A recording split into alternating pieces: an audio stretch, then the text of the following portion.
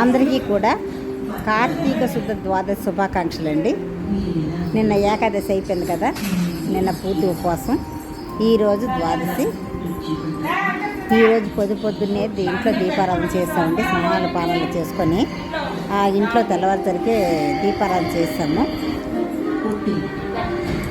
తర్వాత తులసి మొక్క దగ్గర, ఉసిరి మొక్క దగ్గర, దానిమ్మ వృక్షం దగ్గర దీపాలు పెట్టామండి నెయ్యితోటి. దీపారాధన అయిపోయిన తర్వాత పంతులు గారు వచ్చారు. పంతులు గారు వచ్చినప్పుడు దీపదానం, సాలగ్రామ దానం చేస్తామండి. తర్వాత స్వయం పాకం, పంతులు గారు స్వయం పాకం ఇచ్చాము. తర్వాత తాంబూల దానం కూడా చేసామండి. తాంబూల దానం, దక్షిణ దానం చేసాము. ఆ స్వామికి, ఆ పంతులు గారికి పాదాబంధనం చేసుకున్నాము. ఆ పంతులు గారు మమ్మల్ని దీవించారండి. మేమందరూ కూడా దానం చేసాం. ఈరోజు ద్వాదశిలో చేసిన దానాలు నిన్న ఏకాదశి అయిపోయింది కదండి. ఈరోజు కార్తీక శుద్ధ ద్వాదశి. ఈరోజు వంటపూట చేసుకోవాలి. ఆ ద్వాదశి గడియల్లోనే మనం ద్వాదశి పారం చేసుకోవాలండి. అంటే ద్వాదశి వెళ్ళక ముందు మనం భోజనం చేయాలి.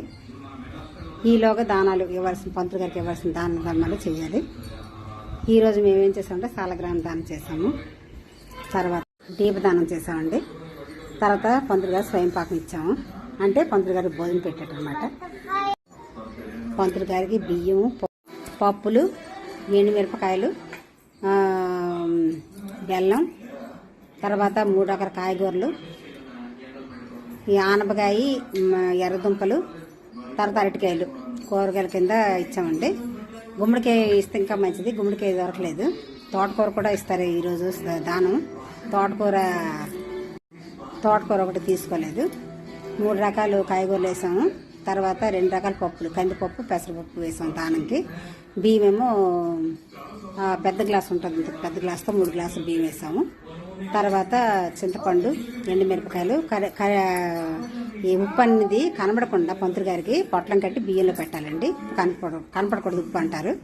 తర్వాత ఇది ఇచ్చిన తర్వాత వస్త్రదానం అని కొంచెం ఒక తువ్వాలు, ఎరుపు తువ్వాలు తీసుకున్నాము వస్త్రదానం కింద. తర్వాత ఇచ్చేసి సాలగ్రామ దానం, దీపదానాలు ఇచ్చిన తర్వాత స్వయం పాకం ఇచ్చామండి. తర్వాత తాంబూల దానం కూడా, భోజనం పెట్టాక తాంబూలం ఇచ్చినట్టు చేయాలి కదా, అంతే. తాంబూలం 2 అరటిపళ్ళు, 3 ఆకులు, 2 చెక్కలు, దక్షిణ ఇచ్చి అక్షంత పంతులు గారికి ఇచ్చామండి. మేము పాదాలకు నమస్కారం చేసుకున్నాము. అతను మనస్ఫూర్తిగా ఆశీర్వదించారు. పంతులు అంటే విష్ణు స్వరూపం అనమాట. లక్ష్మీనారాయణ వచ్చినట్టు ఇంటికి లక్ష్మీనారాయణ చెందుతుంది ఆ దానం అంతా. సర్వం శివార్పమస్తు కదండి. ఇవి చేస్తున్నవన్నీ కూడా కార్తీక దామోదర తీర్థం అన్నమాట. ఈరోజు కార్తీక ద్వాదశి కూడా అయిపోయింది కదండి. ఇప్పుడు వనభోజనాలకి మేమందరం కూడా బయలుదేరుతున్నాం. వనభోజనాలు మా ఊళ్ళో జరుగుతున్నాయి. ప్రతి సంవత్సరం కూడా వనభోజనాలు పెడతారండి. ద్వాదశి నాడు పెడతారు, తర్వాత పాడ్యం నాడు పెడతారు. తర్వాత మా అమ్మవారి గుడి ఉంది ఊళ్ళోని, బాపనంత రాజరాజేశ్వరి తల్లి. ఆ తల్లి దగ్గర కూడా పౌర్ణం పోయిన తర్వాత శుక్రవారం నాడు, ఏదో శుక్రవారం నాడు, పౌర్ణం పోయిన తర్వాత వస్తాయి కదా శుక్రవారాలు, 2 శుక్రవారాల్లో ఏదో రోజు కార్తీక మాసంలో మళ్ళీ వనభోజనాలు ఉంటాయండి. తర్వాత లాస్ట్ పార్టీ రోజు కూడా వనభోజనాలు ఉంటాయి. ఇప్పుడు ద్వాదశి వనభోజనాలు అన్నమాట. ఇప్పుడు బయలుదేరిపోయామండి. ఇక మా వారు వస్తారేమో చూస్తున్నాము. ఇదిగోండి మా మనవరాలు బయలుదేరిపోయింది,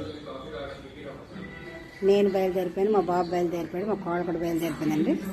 మేము నలుగురం కూడా మా ఆయన కోసం చూస్తున్నాము. మా ఆయన కానీ వస్తే అందరం కలిసి వెళ్తాం. మా ఆయన కానీ డ్యూటీ మీద లేట్ అయ్యిద్ది అనుకుంటే ఆటో వస్తుంది, ఆటో వెళ్తామండి. అక్కడ వనభోజనాలు కూడా వీడియో తీస్తానండి. ఇలాంటి పర్వదినాలంటే ఇటువంటి చూసినా కూడా ఎంత పుణ్యం వస్తుందండి. చూసి నమస్కారం చేసిన, అంటే వనభోజనాలు దగ్గర స్వాములు ఉంటారు కదా, ఆ స్వామికి దండం పెట్టుకున్నా, ఆ ప్రసాదాలను చూసి దండం పెట్టుకున్నా, అక్కడ ఉసిరి మొక్క, తులసి మొక్క పెడతారండి. అక్కడ దండం పెట్టుకుంటాము. మీరు కూడా దండం పెట్టుకోండి. చూసి దండం పెట్టుకున్నా కూడా వనభోజన మహత్యం వస్తుంది.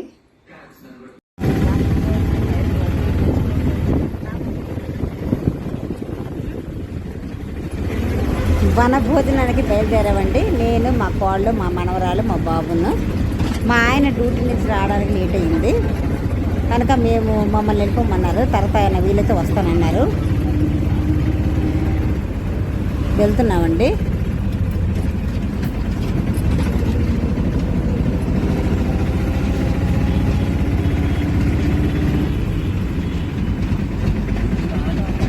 నేను కట్టుకుని చీర మామూలుగా అయితే కట్టనండి, ఇలాగ పూజలకైతేనే కడతాను. ఎందుకంటే ఈ చీర కొద్దిగా దరసగా ఉంటుంది, పూజలకి వ్రతాలకి బాగుంటుందని ఈ చీర కట్టానండి. అలా మేము అలాగ వచ్చి ఎక్కిపోతాం. మరి మా కోళ్ళు అయితే ఆ డ్రెస్ వేస్తాను అత్తయ్య, మా చీర మరి తెల్లరు కట్టాను కదా, ఇప్పుడు మరి డ్రెస్ వేస్తానన్నది. ఆ పూజ దీపారాధన చేసినప్పుడు చీర కట్టుకున్నాం కదమ్మా, ఇప్పుడు భోజనానికే కదా ఆ డ్రెస్ వేసుకొని చెప్పాను. డ్రెస్ వేసుకుంది. మా మనవరాలు అయితే టీ షర్టు అది మా మనవరాలకి వేసాము. ఎందుకంటే ఇది కొద్దిగా వెచ్చగా ఉంటుంది ఆ బట్టలు, అందుకని చిన్నపిల్లనిసి ఆ వెచ్చగా ఉన్న బట్టలు వేసాము.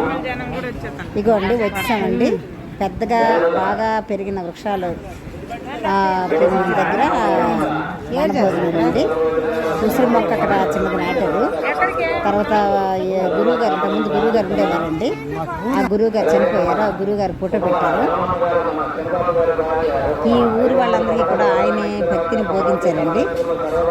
అతను ఎక్కడి నుంచో వచ్చారు ఆ గురువుగారు, ఈ ఊరు వచ్చి వీళ్ళందరికీ కూడా భక్తి అనేది ఎంత మహత్యమైనదో, తర్వాత ఈ స్వాములకు మాల వేయించడం ఇవన్నీ కూడా ఆ గురువుగారే నేర్పించారండి. ఆ గురువుగారు చనిపోయారు, అంచేత ఆ గురువుగారు ఫోటో కూడా పెట్టారు ఈ తాలూకా తోటలోని. గురువుగారు ఫోటో కూడా పెట్టారండి. ఆ పక్కన ఉసిరి మొక్క వేశారు.